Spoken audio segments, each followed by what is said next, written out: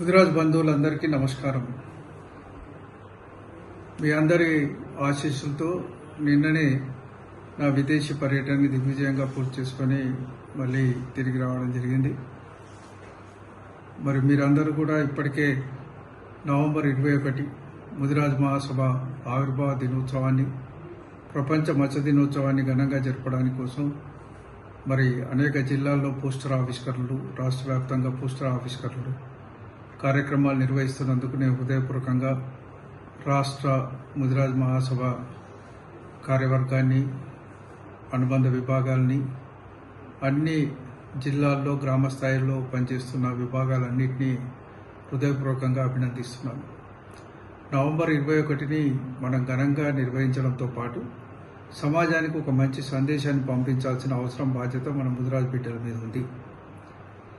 మన సంఘం ఆవిర్భావం నుంచే ముదిరాజులే మత్స్యకారులు, మత్స్యకారులే ముదిరాజులు అన్న నినాదంతో మన కార్యక్రమాన్ని రూపొందించుకున్నాం. 2009 మనం ముదిరాజులను బీసీ డి నుంచి ఏ కలపడానికి కూడా ఇదే నినాదాన్ని కీలకంగా తీసుకొని మనం పనిచేయడం వల్లనే ఆనాడు బీసీ ఏ గ్రూప్లో 1వ నెంబర్లో మనల్ని చేర్చి ఆనాటి కాంగ్రెస్ ప్రభుత్వంలో మనం జీవోను కూడా తెప్పించుకున్న విషయం అందరికీ తెలిసిందే. ఆనాడు పెద్దలు రాజశేఖర రెడ్డి గారి ఆశీస్సులతో అది మనం పొందడం జరిగిందన్న విషయాన్ని కూడా మరొకసారి నేను గుర్తు చేస్తున్నాను. ఖచ్చితంగా ఈ కార్యక్రమాలు చేయడం ద్వారా మన జాతి యొక్క అస్తిత్వాన్ని చాటడంతో పాటు మన యొక్క ఆత్మగౌరవాన్ని కూడా సమాజానికి చెప్పాల్సిన అవసరం ఉంది.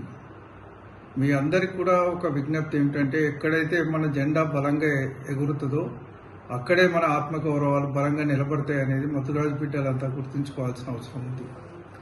తప్పనిసరిగా మీ గ్రామంలో, పట్టణ ప్రాంతంలో, మీ బస్తీల్లో, మీ డివిజన్లలో ముదిరాజ్ జెండాలు నవంబర్ 21 నాడు ఎగరేయాల్సిన బాధ్యత మీ అందరి మీద ఉంది.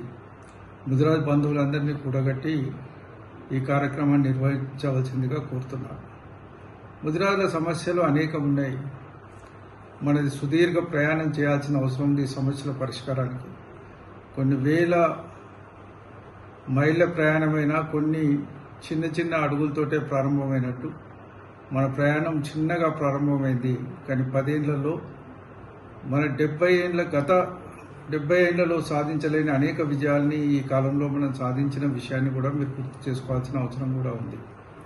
మన ప్రయాణంలో ఇంకా మనం సాధించుకుంటూ ముదిరాజుల యొక్క ఆత్మగౌరవాన్ని నిలబెట్టడానికి మరి సామాజిక, ఆర్థిక, సాంస్కృతిక రంగాల్లో ముదిరాజుల యొక్క భవిష్యత్తుకు ఇంకా బలమైన పునాదులు వేసే బాధ్యత ముదిరాజు బిడ్డలందరి మీద ఉందని నేను మరొకసారి గుర్తు చేస్తూ, నవంబర్ 21 నాడు ముదిరాజ్ జెండాని ప్రతి పల్లెలో ఆవిష్కరించడానికి మీరంతా ముందుకు రావాలని చెప్పి, ప్రతి పల్లెలో, ప్రతి బస్తీలో, ప్రతి పట్టణాల్లో అంతటా ముదిరాజ్ జెండాలు ఎగరవేయాలని చెప్పి ఈ సందర్భంగా మిమ్మల్ని కోరుతూ సెలవు తీసుకుంటున్నా. జై ముదిరాజ్, జై జై ముదిరాజ్.